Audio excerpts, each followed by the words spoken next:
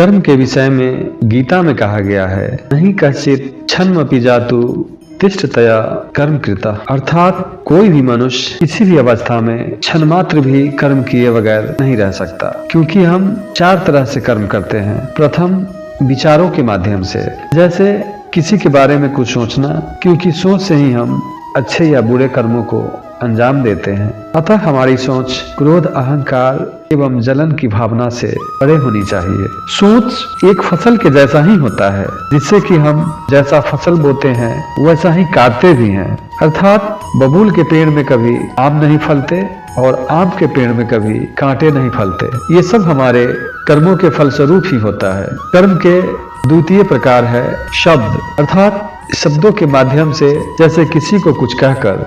शब्दों पे किसी कवि का कहना है, बोली एक अमूल है जो कोई बोले जाने, ये तराजू तौल के ते मुख बाहर आने।